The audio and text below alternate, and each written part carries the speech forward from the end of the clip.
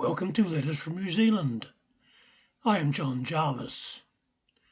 With a screening of the excellent series Shogun on Disney Channel that far surpasses the original in the 1970s, one might be surprised to learn that there was an Englishman, William Adams, later known as Samurai William, who landed on the 12th of April 1600 in the delta of the Oita River.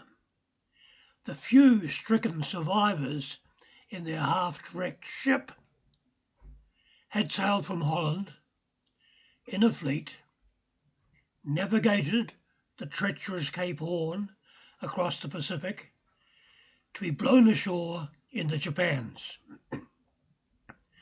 Adams was a navigator equal to the captain due to the absence of latitudes, using a rudder, a world map, full of discrepancies, brass globe, astrolabe and compass.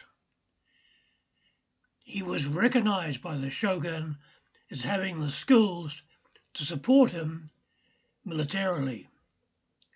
Made a samurai with a substantial house and fiefdom, he became completely Japanized and fluent in the language, but was never allowed to return home. James Clavell wrote the original novel Shogun. He had been a prisoner of war in Changi Jail, Singapore, during World War II, and had witnessed firsthand the cruelty and disdain of the Japanese guards for anything other than their code of honour, duty and obedience. The new series follows in part his book, but with greater emphasis and detail on politics, betrayal, the subtle influence of women at the beginning of the Tokugawa shogunate, which would last for 250 years. The first Catholic priests to arrive in Japan were the Franciscans. They were respected for their work among the poor, founding schools and running hospitals. Also, some of their cures, such as bleeding, caused alarm. It was the arrival of the Spanish Jesuits that changed everything. They were political, believing that if you converted the leaders, the rest would follow, as did the Christian daimyo portrayed in the series. The Jesuits were often referred to as the Pope's samurai. It is difficult for a foreigner to plumb the depths of Japanese religious faith. Aside from the Shinto and Buddhist priests, plus individual holy men, many Japanese seem to hedge their bets.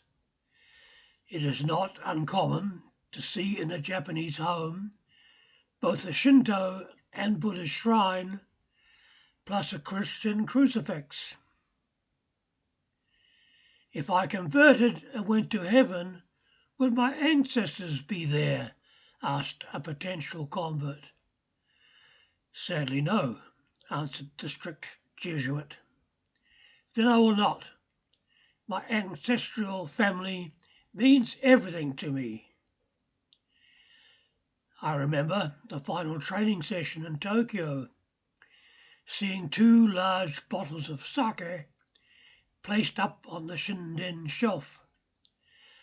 After we had changed and were preparing for the presentation of ranks, Shimizu Sensei said, "Bring down the sake before the gods get drunk and fall off." I could not imagine a similar comment by a lay Catholic about altar wine. The weapons aboard the Dutch ship included cannon, much prized by the European nations. Japanese castles were not designed and built to withstand heavy bombardment, but to allow some attackers to force their way into places rigged and trapped and there be killed. A Dutch cannon would be needed to defend the two ships built for the Shogun for trade in Vietnam and Thailand. Matchlock muskets were readily available at the end of the 15th century, although many samurai considered them cowardly, suitable only for the lowest ranks. Nevertheless, if one reads accounts of battles during that period, great emphasis is placed on the daring do of the samurai, but as a footnote, superior numbers of muskets were involved. Finally, I was invited to Japan for an education seminar, and our host was Matsudaira-sama. He arranged a courtesy visit to the head of education for Japan. I noticed that he was very deferent to Matsudaira, who was retired headmaster of a private girls' school. I found this strange, given the strict hierarchy of rank in Japan. Discreet inquiries found that the shogun of that time had changed his name from Matsudaira, a powerful clan in the Aichi province, to Tokugawa. Thank you for listening. Please tick the subscribe thingy at the bottom and keep in good health.